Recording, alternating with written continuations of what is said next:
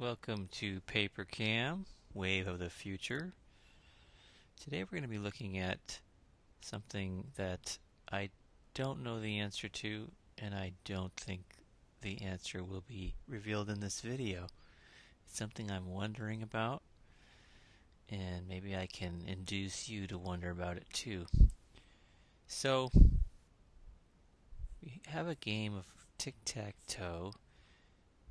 Player 1 makes an X, player 2 makes an O, and they take turns. And let's see here.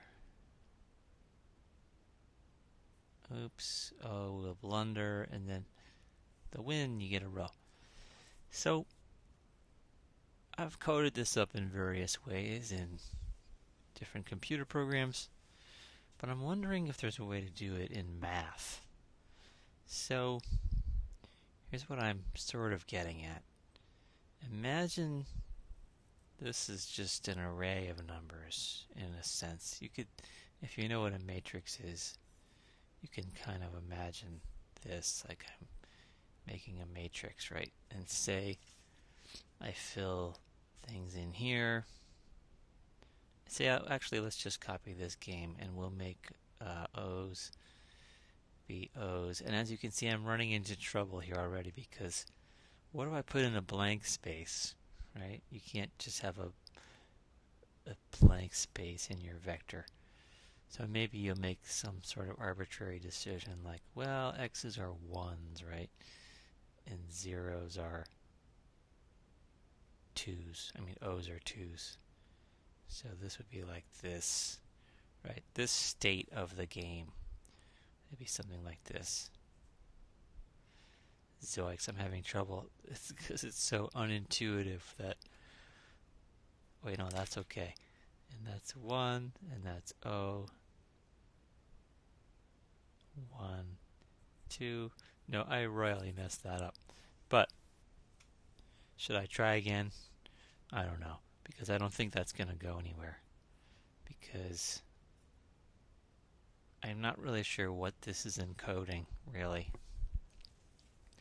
So, the problem I'm getting at is math doesn't really have a for loop that I can use to sort of test this, and then this, and then this, and to see like, oh, if all of them equals 0, then or all of them equal X, then, set this to, there's a winner in this column.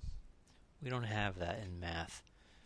So what kind of structure could we use to encode this and then look at it and see if there's a winning play or if it's a winning board, right? So another option would be maybe turning this into just one vector, right? And so we could sort of number the entries 4, 5, 6, 7, 8, 9. Maybe there's a better way to do it. Maybe there's a way that this works and the way that it doesn't.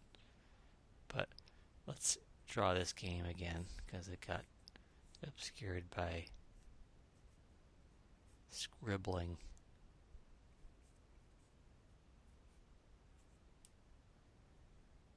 And let's 1, 2, 3, 4, 1, 2. So we'll say that X1 on the last move. And so here you'd get maybe something like this: 1, 2, 1, 1, 1, 2, 2, 2, 1, right? Maybe something like this. So each game could be a point in tic-tac-toe space. This is a game where every box is filled. So if we're thinking about that space, let's see. This is going to be 9-dimensional space. So let's go down and just pretend this is a game of tic-tac-toe. It only has 3 spaces. right? And there's the game. And here is now my vector,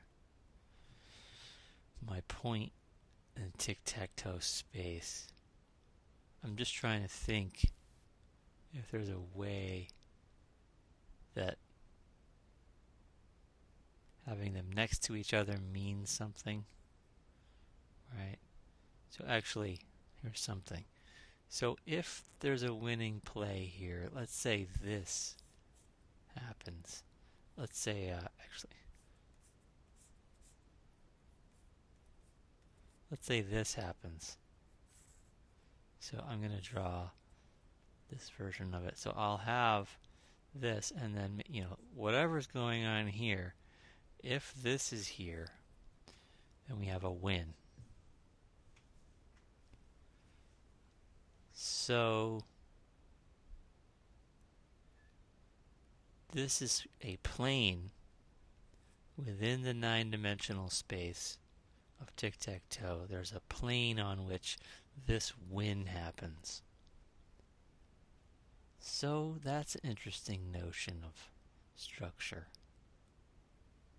because there would really only be 9 such planes, if we had this going. Let's draw that. We're getting somewhere. I don't know if we're getting all the way there, and I want to be mindful of your time, so I'll just outline this last thing. And then back in the old days, you could actually send a video response on YouTube. It was pretty wild. I don't know why they stopped that. But here, if we're numbering 1, 2, 3, 4, 5, 6, 7, 8, 9, then, sorry I drew X's in here, but maybe that's just good for illustrative purposes. Whatever point we're using here, this will determine a plane inside the 9-dimensional space, and any point on that plane will be a win of this type for X. Now, we could have this, which is not a valid game, but this still is a location in tic-tac-toe space. So that's a little troubling. When I started thinking about this, and if you don't care about this anymore, just stop the video, but I think this is a little interesting. There was a theorem in the study of fractals. I don't know if Michael Barnsley came up with it, but he's the one that introduced it to me. And it says that you can have chaotic motion in 3D space, which is actually a projection from a higher dimension of some perfectly normal, periodic, orderly motion.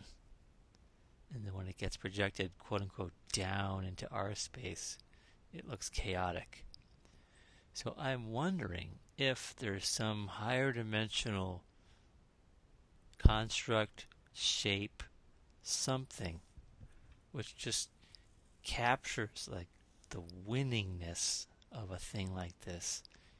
Like all the winning boards of this are in some arrangement in this higher dimension, which just is like a line or something. Like all the winning boards are just on a line in some other type of seemingly magical to me at the moment, but maybe there's some way to understand it. Tic-tac-toe space. Well, I hope you have some fun or get some insight exploring this as well.